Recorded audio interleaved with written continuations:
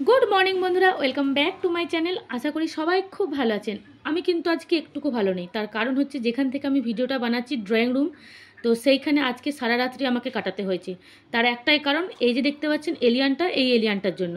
কালকে রাত্রিবেলা ওকে আমি পড়তে বসিয়েছিলাম আর পড়াতে বসিয়ে হিন্দি পড়াচ্ছিলাম। হিন্দি কিছুতেই লিখতে পারছিল না, তো সেই জন্য দুঘা মেরেছিলাম, একটু বকেছিলাম, যার জন্য বাবারও রাগ হয়ে গেছে আর ব্যাটারও রাগ হয়ে গেছে। তো আমি কোথায় বাদ চাই, আমিও রাগ করে বাইরেই শুয়ে পড়েছিলাম। কালকে রাত্রিবেলা যখন আমি বাইরে রাগ করে শুয়ে পড়েছিলাম, সারা রাত্রে আমাকে কেউ আর ডাকতে যায়নি, যে কারণে মশার কামড় আমাকে ভালোই খেতে হয়েছে। তবে ঠিক আছে, মশার কামড় খেতে আমি রাজি, কিন্তু বাবুকে না পড়িয়ে আমি ছাড়বো না। ইদানিং দেখছি আমাদের ঘরে ভীষণ মশা হয়েছে, জানেন তো। যেখানেই বসি না দেখিস টুকুস টাকুস করে ঠিক কামড়ে দেয়। তো যাই হোক, মশার কামড় খেতে খেতেই পুরো রাতটা পার করে দিয়েছি। আর এখন আমি পুঁই শাক বার করেছি, পুঁই শাক রান্না করব। আর এই যে আখগুলো দেখালাম, সেই দিনকে পিরানায় গেছিলাম রাম মন্দির যখন দর্শন করতে, আসবার পথে না রাস্তায় বিক্রি হচ্ছিল পুঁই শাক, এরকম আখ। তো দেখে আর লোলাতে পারলাম না, আমি পুঁই শাক কিনে নিলাম আর কতগুলো বাজারও করে নিয়েছিলাম।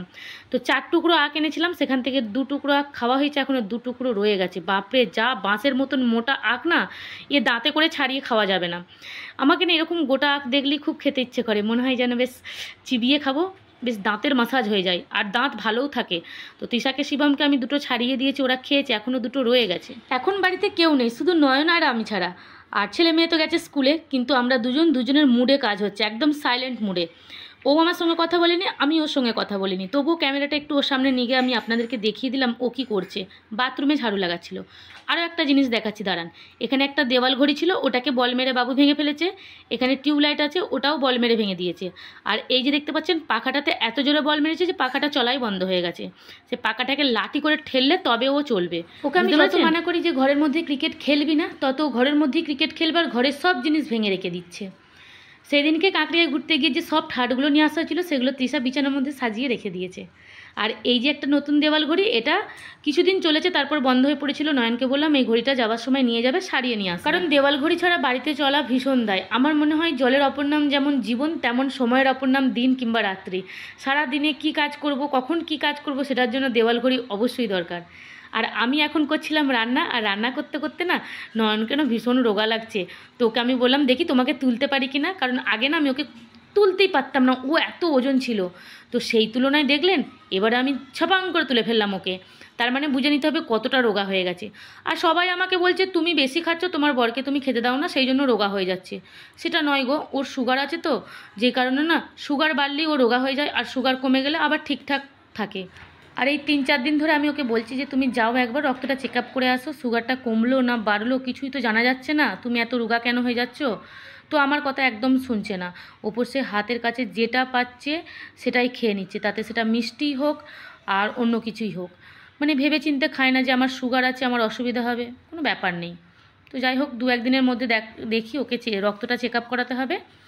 এখানে আমি রান্না করছি এখন, দেখুন মুগের ডালটা সিদ্ধ হয়ে গেছে, এখন ওটাকে ফ্রাই করে নিলাম আর পুঁই শাকের তরকারি করব।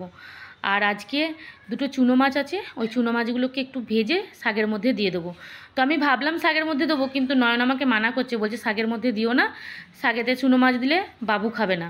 বাবু চুনো মাছ ভাজা খেতে ভালোবাসে, তো ওর জন্য ভাজা রেখে দাও, শাকটা শুধু রান্না করো। তারপর ভাবলাম তাই হবে, ঠিক আছে। তো সেটাই এখন করলাম, চুনো মাছগুলো ভাজা রেখে দিলাম। আর মুগের ডাল, গরম গরম ভাত নয়নকে আমি তুলে দিয়ে দিয়েছি, ও এখন গরম ভাত খাবে। আর এই দেখুন পুঁই শাকের রান্নাটা হয়েই এসেছে, এখন টিফিন প্যাক করে নেবো। নয়নের জন্য টিফিনে রুটি করে দিয়েছি, আর রুটিতে ঘি লাগাবো, ঘি নেই, শেষ হয়ে গেছে। তো যেটুকু ছিল মানে সবটুকু বার করে দিয়ে ঘিয়ে মানে রুটিতে লাগিয়ে দিয়েছি, আর এখন টিফিন প্যাক করে দেবো। এরপরে আমিও 2টো ভাত নিয়ে বসে পড়েছি খেতে, কারণ এই গরম ভাত, মুগের ডাল, উফ, চুনো মাছ ভাজা, পুঁই শাকের তরকারি দারুণ লাগবে। তো আজকের ব্রেকফাস্টে আমার হচ্ছে গরম ভাত। আর আজকে আমি একটু সকাল সকালে ভাতটা খেয়ে নিচ্ছি, কেন বলুন তো, আজকে নয়ন পুজো করে দিয়েছে, লাল্লাকে তুলে সেবা দিয়ে সব একদম পুজো কমপ্লিট। তাই ভাবলাম আমার তো আর পুজোটা করতে হবে না, একবারে দুপুরবেলা আবার লাল্লাকে সেবা দেবো। তো এখন 2টো খেয়ে নিই। তো নয়নের সাথেই খেয়ে নিতাম, কিন্তু নয়ন একটু আগে খেয়ে নিল, বললাম আমি তাড়াতাড়ি করে চলে যাব এই চলে যাব বলে এই যে এই অবস্থা দেখুন, এমন ল্যাপটপটা নিয়ে যাবে যেমন ছেলে কোলে নিয়ে যাচ্ছে। আমি তো কতবার মানা করি যে ল্যাপটপ ওরকম করে নিয়ে যাও না, বাই চান্স হাত থেকে পড়ে গেলে ভেঙে যাবে, কিন্তু কথা শুনবে না। এখানে দেখুন আমার ছেলে আর মেয়ে চলে এসেছে। আর আমার ছেলেকে কালকে মেরেছিলাম না, যেই কারণে আমার সঙ্গে নয়ন কথা বলছিল না। এই দেখুন গুজরাটিতে 6 পেয়েছে, বুঝতে পেরেছেন আমার পড়ানোটা কতটা সাকসেসফুল হয়েছে বলুন। 8-এ 8 পেয়েছে। কিসে পেয়েছে এটা? ইংলিশে, হ্যাঁ ইংলিশে 8-এ 8 পেয়েছে। আর ইভিএসে বার করছি, দাঁড়ান। আজকে 3টে টেস্ট হয়েছে, 3টেতেই খুব ভালো নাম্বার এসছে। ইভিএসের 10-এ 9 পেয়েছে, দাঁড়ান দেখাচ্ছি, পেজগুলো উল্টায়। এই দেখুন 10-এর মধ্যে 9 পেয়েছে ইংলিশে, ইভিএসে।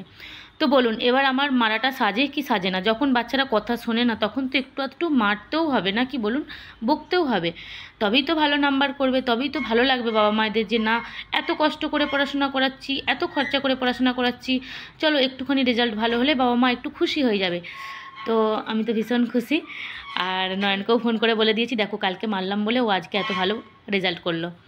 তো তৃষা স্নান করে নিয়েছে, এখন ও টিউশন যাবে। আর বাবু এখানে বসে আছে ফোন দেখছে, আর আমি এখন স্নান করতে যাব। খুব শীত করছে, তাই ভাবছি যে যাবো না। স্নান করতে গেলেই না আমাকে খুব বিরক্ত লাগে, আর একটু বেলা হয়ে গেলে শীতকালের দিনে একদম স্নান করতে ভালো লাগে না। তো যাই হোক, খুব কষ্ট করে গিজারটা চালু করে দিলাম, এখন আমি ছুটে গিয়ে স্নান করে আসছি। চলুন। ওরি বাবা রে, এই ঠান্ডায় স্নান করে চলে এসেছি, শিবম আর আমি দুজনে একসাথে। আর এখানে আমি শিবমকে জামা প্যান্ট পরিয়ে দিচ্ছি তাড়াতাড়ি করে, যাতে না ওকে ঠান্ডা লেগে যায়। ওর মাথায় ইদানিং চুলগুলো খুব বড় বড় হয়ে গেছে, তার কারণ হচ্ছে আমি ওকে একটু চুলের স্টাইলে দেখতে চাই, সেই জন্য চুলগুলো কাটাইনি গো। তো যেমন কাটায়নি তেমন একটু যত্নও নিতে হবে, সময় আঁচড়ে দিতে হবে, আর তারপর ভালো করে জলগুলো মুছতে হবে। তো যাই হোক, ওকে আমি বললাম তোকে আমি রেডি করে দিচ্ছি, তুই একটু খেলা কর, আমি ততক্ষণ রেডি হয়ে আসছি। আর এই শীতকালের দিনে স্নান করার পরে যদি না একটুখানি ময়েশ্চারাইজার ক্রিম আর ঠোঁটে ভেসলিন না লাগানো হয়, আমার মনে হয় কারোর সঙ্গে কথা বলতে গেলেও ঠোঁটের পারমিশন নিয়ে কথা বলতে হবে, তা না হলে ভুল করেও যদি হেঁসার কথা বলে দিয়েছেন, মানে টোঁট পেটে একবারে চৌচির হয়ে যাবে, বুঝতে পেরেছেন? তো যাই হোক, এখন আমি একটুখানি টিপ পরে নিচ্ছি, সিঁদুর টিঁদুর লাগিয়ে নিলাম। আর এখন বার করব খাজানা। এই খাজানাটা কি জানেন তো, এই যে পার্সের ভিতরে আছে আমার গোল্ড চেন। সেই দিনে যখন কাঁকড়িয়ায় ঘুরতে গেছিলাম না, এই চেনটা খুলে যাবার কথা আমার মনেই নেই। তারপরে রাস্তায় বেরিয়ে গেছি, নয়ন আমাকে বলছে চেনটা খুলে এলে না, যা ছিনতাই হয় না ওখানে, এত ভিড়ের মধ্যে তুমি বুঝতেই পারবে না কখন গলা থেকে চেন আউট। তো যখনই ও গাড়িটা পার্কিং করতে গেছিলো, আমি চট করে চেনটা খুলে একদম পার্সের ভিতরে ঢুকিয়ে বড় পার্সে ঢুকিয়ে নিয়েছিলাম। তো এখন মনে হলো যে গলাটা খালি খালি লাগছে, চেনটা পরে নিই চলো, তো সেই জন্য চেনটা পরে নিলাম। আর এখানে দেখছেন এই যে তৃষা, এ কাজের মাসি সেজেছিল, আজকে মালতী মাসি শর্ট ভিডিও বানাচ্ছিল। তো ওই মালতী মাসির যা অবস্থা, একদম অবস্থা খারাপ। তোকে একটুখানি আমি আপনাদের দেখিয়ে দিলাম, একে দেখলেই না আমাকে খুব হাসি পায়, খাস করে তো ভিডিওতে।